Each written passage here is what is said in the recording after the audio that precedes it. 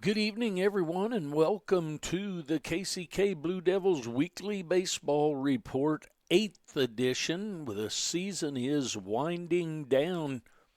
We will travel down to Coffeyville tomorrow, and the game times are listed as 4 p.m. and 6 p.m.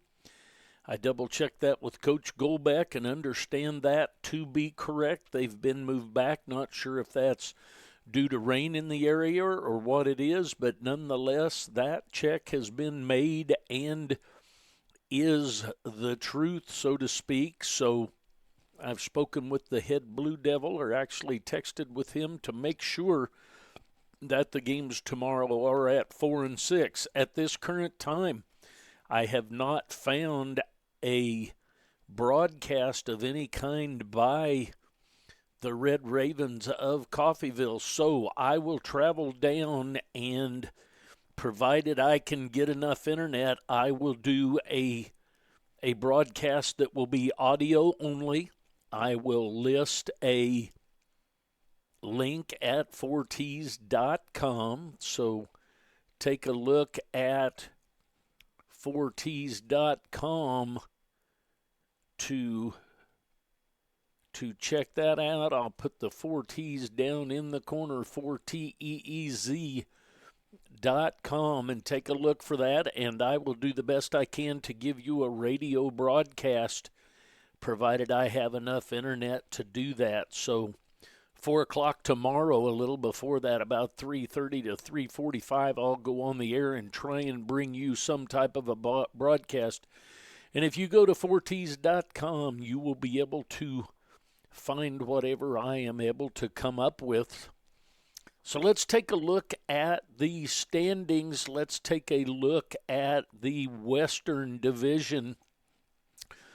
Colby is in a tie for first place with Hutchinson. They are both 16 and 8, and then tied for third is Butler and Cloud County. And then fifth place is Seward with a record of 16 and 12. With a record of 15 and 13, in sixth place is Barton. And then in seventh place with a record of 10 and 14 is Garden City. And eighth place, Dodge City, with a 16 and 18 record. And Pratt in ninth with a 5 and 19 record.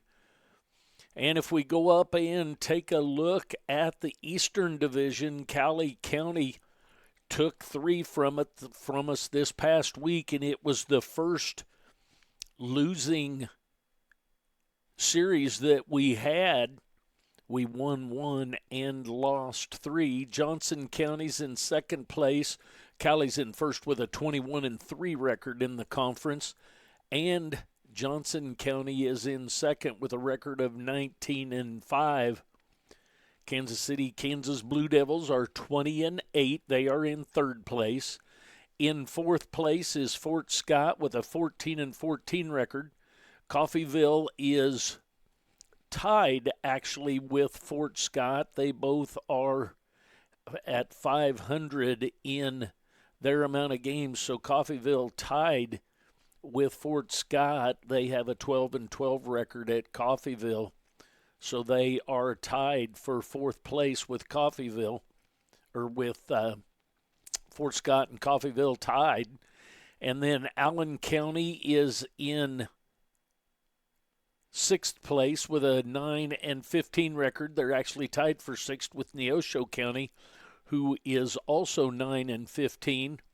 And then Labette is in eighth place with a 5 and 19 record, and Highland did get wins last week, I believe 3 wins, and they are now 3 and 21. If the playoffs were to begin this coming weekend, or as we sit right now, the Blue Devils would be in third place, and that would have them playing the sixth place team. 1, 2, 3, 4, 5, 6 would be against Barton, and Barton would come to KCK for a 3-game series to see who goes to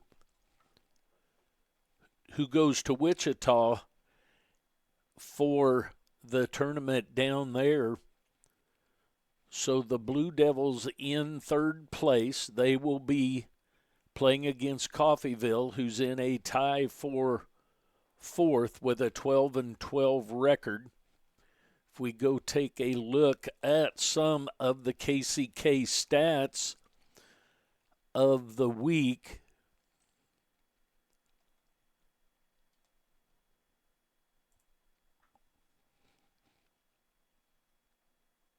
we take a look at some of the hitting stats for KCK. The internet seems to be running a little bit slow, but we'll try and get there and take a look at it.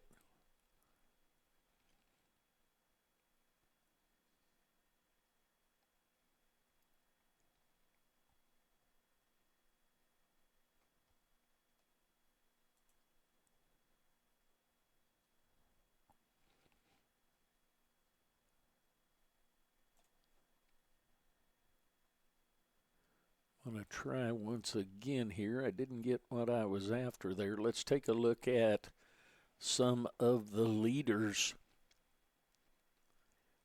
in hitting. Batting average for individual hittings in the conference.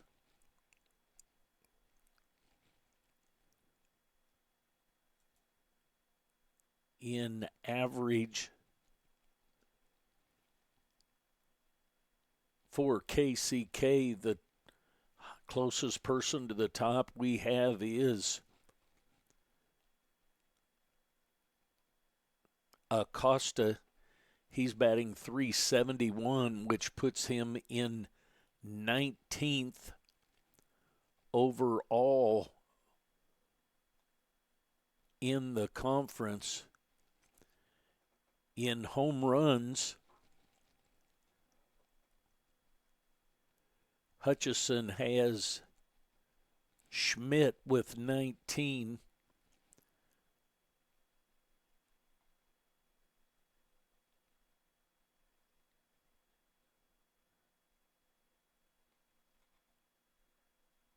Triples, I believe we have the league leader, Tyler Henry. He leads the conference with 7. And Kemper Bednar has 4, which has him tied with several other people tied for 5th, and I believe including Griffin Everett also has 4. So Kemper Bednar and Griffin Everett both with 4, and Tyler Henry with 7. He leads the conference in triples. In doubles, Jose Sosa is in second place. He has the second most. Kemper Bednar is down at 17th. He has 12 doubles. So that's a little bit of information for the hitting. Let's take a look. Jose Sosa waiting for the average to come up. Okay, let's go down and take a look at the pitching stats. The conference pitching stats, that is.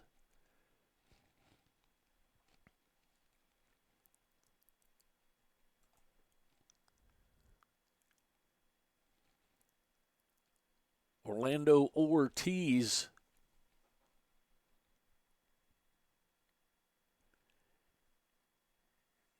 is up there in innings pitched. Let's look at earned run average. Here we go.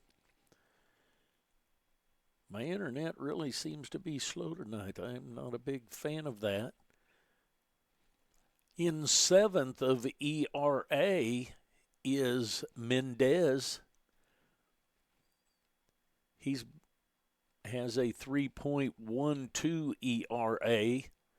The best in the conference is Colby's Hoffman with a 1.05 ERA. Let's take a look at strikeouts and see if we have anybody.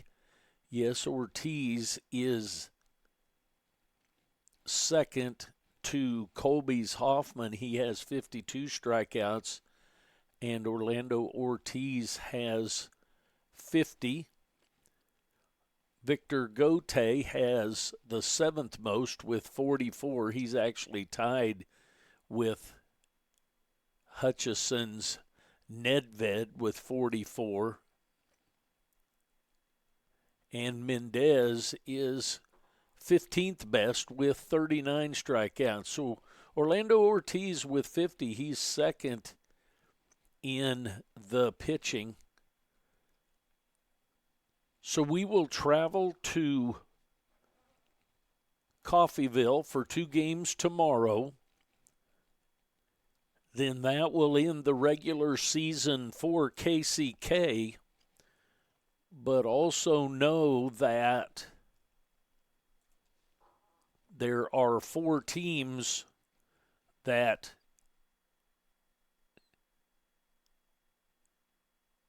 KCK and Fort Scott have played 28 games, so they will have played their 32, and the rest of the teams have only played 24, so they will have games then the following weekend, which is the first, actually Thursday and Saturday in May.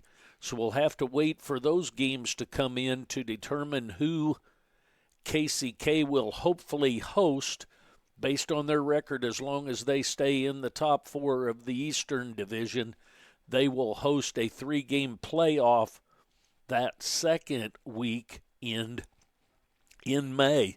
So that's going to wind it up for tonight. I want to remind everybody that we will try to do our best for 4Ts to bring you the game tomorrow down in Coffeyville. I will try and do an internet radio broadcast only, but still, once again, it'll come up in MixLR, and it will be listed on 4Ts.com. I'll put 4Ts up in the corner right below in my beard there, www.4Ts.com, and that's where I will plan to bring you the game tomorrow afternoon. We'll go on the air between 3:30 and 3:45, and at 4 p.m. we'll bring you the first game, and then about 20 to 30 minutes after that we'll bring you the following game. So thanks for watching tonight. I appreciate it. Hope you'll be listening in tomorrow. We will do our best to bring you a broadcast because I haven't been able to find anything that Coffeyville is doing. So we'll give it a shot to bring you the game. Tune in tomorrow sometime between 3:30 and 4. Good luck to the Blue Devils. We'll see you on Saturday, and hopefully you'll hear from me tomorrow as well.